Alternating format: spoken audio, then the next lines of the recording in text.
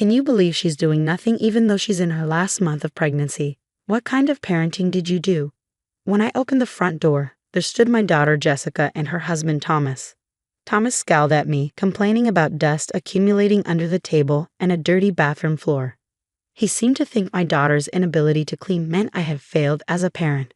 It's tough for her to bend down with that belly. If he's that concerned, why doesn't he clean it himself? Before I could say anything, Thomas reached for the door. I can't be bothered with someone who can't even keep house. I'm leaving her, he said. I'm Rebecca, and I turned 54 this year. I work as an employee for a major corporation. After losing my husband early, it's been just me and my only daughter, Jessica. Raising Jessica alone wasn't easy, but her smiles always made the fatigue disappear. Jessica grew into a kind and thoughtful young woman, blessed with good friends. However, she was clueless in romantic relationships and struggled to find a boyfriend. I was hoping she'd meet someone in high school, but she didn't even have a boyfriend in college. After graduating, she started working as an office employee for a food manufacturer. There were no rumors about her dating life. When I'm gone, Jessica would be all alone. I started to worry, considering introducing her to someone when she shyly informed me she was dating a man she met through a friend. Their relationship progressed smoothly, and about 2 years in, they announced their engagement. I felt relieved. It's bittersweet to see your only child move out, but the reassurance of her having a family outweighed that. The couple lives about an hour's drive from my house. Thomas is 4 years older than Jessica and a very ambitious man. Thomas often works late or goes out for drinks, citing his career ambitions, leaving all household chores to Jessica. I thought they should share responsibilities, but I refrained from interfering in their lives. About 6 months after their wedding, Jessica invited me to lunch to announce she was expecting. Jessica, who didn't have siblings, always liked children. She used to tell me she wished for a little sister or brother, something I couldn't provide as I had no plans to remarry. Jessica, who had always wanted kids even after getting married, was lovingly speaking to her still flat belly, rubbing it gently as if she couldn't wait to meet her unborn child. Seeing her like this filled me with joy.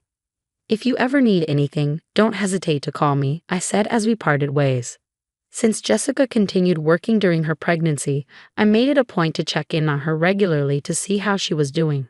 Around the time she entered her second trimester, I was assigned a big project at work that would result in frequent travel. When I told Jessica about this, she was thrilled for me and told me to focus on my work, assuring me she would be fine. I asked Thomas multiple times to look out for Jessica while I dove into my work. It should be close to Jessica's final month of pregnancy by now. As the project was winding down and work was settling, I called to discuss plans for after the baby arrives. To my surprise, it was Thomas who answered the phone. Hey Rebecca. Good timing. Jessica's pretty useless and in the way, so I'm going to bring her over to your place. What? What do you mean? Before I could get an answer, he hung up. An hour later, my doorbell rang.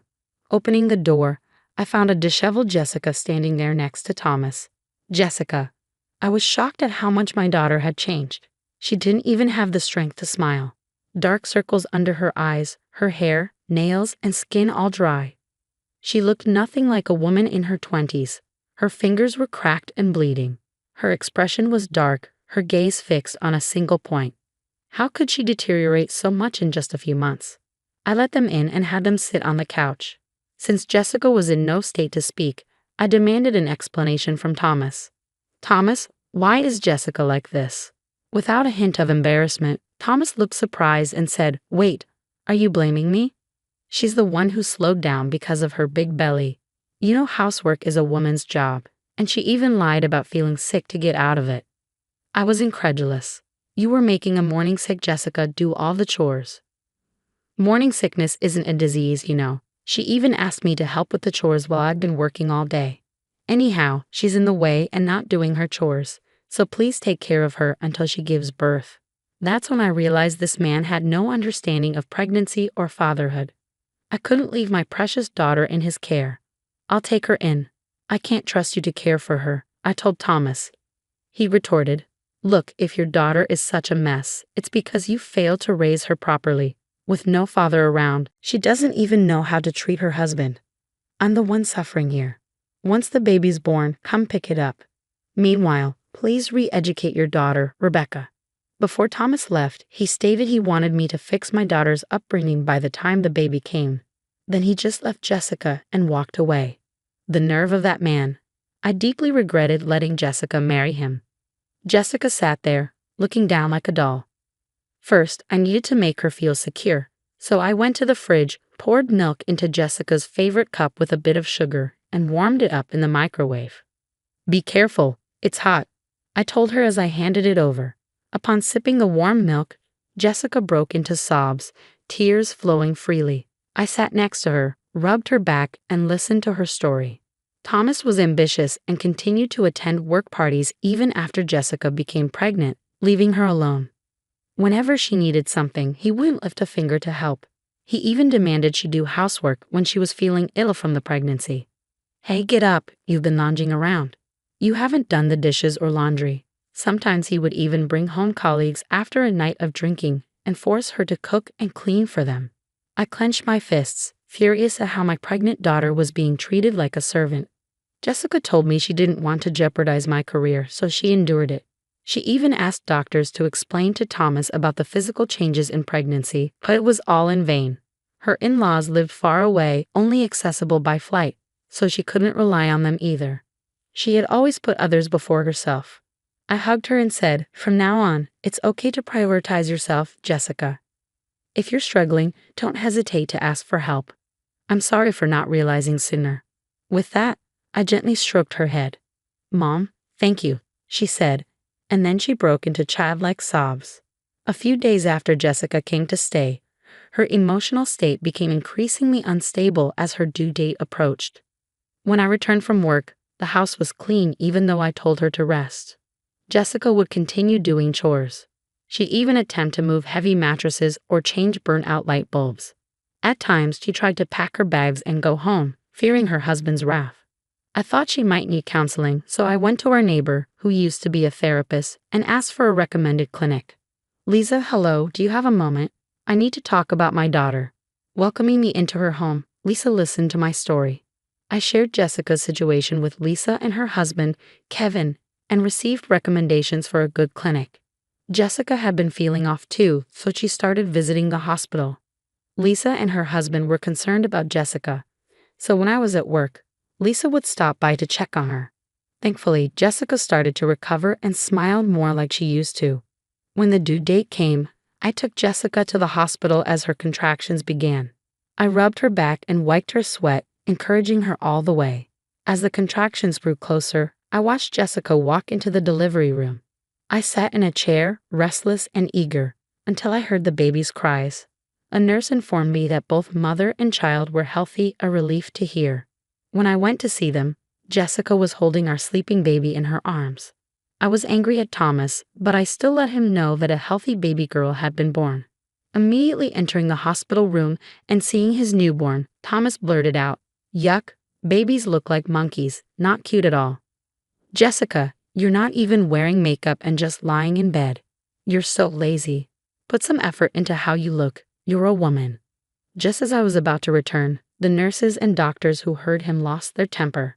They surrounded Thomas, shouting, "Are you even a husband? Your wife just gave birth, risking her life, and she's exhausted. Can't you say something nice?" But Thomas, visibly irritated, shot back, "Shut up. My mom was working even right after giving birth. This is clearly laziness. I'd never heard of a woman working immediately after childbirth, and there's no way he could remember that. Something must have twisted his memory. It makes sense he wouldn't know, given he's never shown interest in pregnancy or childbirth." Thomas stormed out and didn't even show up on Jessica's discharge day. No signs of him coming to pick her up. Concerned about sending Jessica back to him, I told her she could stay with me, but Jessica wanted to go home, saying it was unfair to the child to grow up without a father.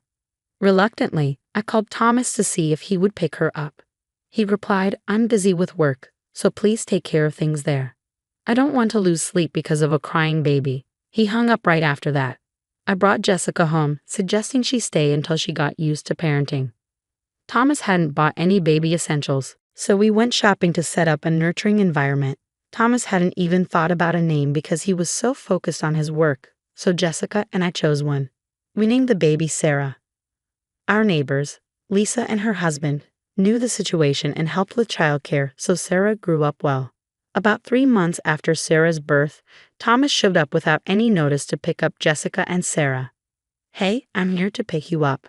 "Hurry up, you're always so slow," Thomas yelled from the front door. By this time, Jessica's emotional instability after childbirth had temporarily settled, and she fully understood how terrible Thomas was. Jessica had made up her mind to divorce and had no intention of going back to him. From behind the door, she said, "I won't be controlled by you anymore, and I'm not coming back home. I'll mail you the divorce papers, so sign them." Thomas yelled back, "Are you kidding me? In today's world, a man with a wife and kids is more likely to succeed. What's the point of being married to you if we divorce? I'm never getting divorced." My daughter was furious, thinking that her husband had married and had a child just for the sake of career advancement. But before I could yell back, the door next door opened. Hearing Thomas's loud voice, our neighbors Lisa and her husband, Kevin, stepped out of their home. Thomas, who glanced at Lisa, paled instantly when her husband, Kevin, appeared. "Boss, what are you doing here?" Stunned, Thomas watched Lisa and Kevin approach. It turns out Kevin was Thomas's supervisor. Kevin, also surprised, said, "So you're Jessica's husband? To think a terrible man like you, who neglected his child for 3 months, turns out to be you. You lack empathy, and I can't trust my team to someone like you. I'll let the CEO know as well. But consider your promotion canceled," Kevin sternly whispered to Thomas. "Please, Kevin, reconsider," Thomas pleaded, clinging to Kevin with tears in his eyes. "You have nothing more to say to me. You don't even want to listen. You only ever cared about your work." Kevin cut him off, not allowing any further comments. "What was all my hard work for?" Thomas dropped to his knees, deflated. Kevin is known in the neighborhood and at work as a family man, and he couldn't tolerate Thomas treating his family like tools. Apparently, Thomas had been putting on a good face at work for the sake of a promotion. Thomas went home quietly that day, but once at the office, he pestered colleagues and subordinates, saying, "Hey, you ate at my place, right? Could you put in a good word for me with the boss for a promotion?" When no one complied, he went straight to the CEO. "Sir, I've worked hard for this company every day. My sales numbers are consistently high. Please approve my promotion." "I've heard from your boss," said the CEO. "Your performance numbers might look good, but you've been using aggressive tactics to win contracts. Just raising your own numbers isn't enough. A deal that tarnishes the company's image is negative, even if it's successful. If you can't consider that, you can't move up. I have no more expectations for you." Thomas left the CEO's office, his face pale with dejection. The CEO of Thomas's company is occasionally on TV and is well known as a man of integrity. He made his judgment based on more than just the boss's reports. Thomas probably got the message after that. Thomas lost his motivation for work. His constant mistakes became a burden, and he was transferred to a regional department with hardly any work. At least he wasn't fired. After his transfer was settled, Thomas repeatedly came to our house, saying, "Jessica, it was my fault. I want another chance. I want to see Sarah. I'm her father, right?" Both Jessica and I ignored Thomas. But when he became too persistent, Kevin warned him that he would report him to the CEO, which would get him fired. After that, we didn't see him anymore. It must have been shallow affection after all. When Kevin found out that Jessica was having trouble getting her divorce accepted, he referred her to a top-notch attorney. The divorce was finalized smoothly, and she was even able to claim compensation for emotional distress. Thomas got transferred and seemed to be living a quiet, lonely life in a rural area. I heard this from Kevin. He said the last time Thomas came into the office, he looked unrecognizable. His shirt and suit were wrinkled, he'd grown a beard, and he had lost a lot of weight. In the small town Thomas moved to, you can't easily visit a dry cleaner or a convenience store without a car. Whether he's trying to save on gas or just can't be bothered, if he doesn't use these services, he'll have to fend for himself. Thomas never lifted a finger to help with housework, always saying it was a woman's work, so he probably doesn't know how to do anything for himself. He should regret treating Jessica like a servant when he's there all alone. Maybe Thomas thinks he has lost everything since the divorce and losing custody. He even started to forget the child support payments he promised to make to Sarah. If Jessica calls to remind him, he'd apparently tells her how hard his life is, almost in tears. I advised Jessica to inform her lawyer, and as soon as she requested the child support through legal channels, it got paid. So far, we've heard nothing from Thomas about wanting to see Sarah. If Sarah wants to, we'll reach out, but Jessica and I agreed that we would pour lots of love into raising her into a fine adult, even without a father around.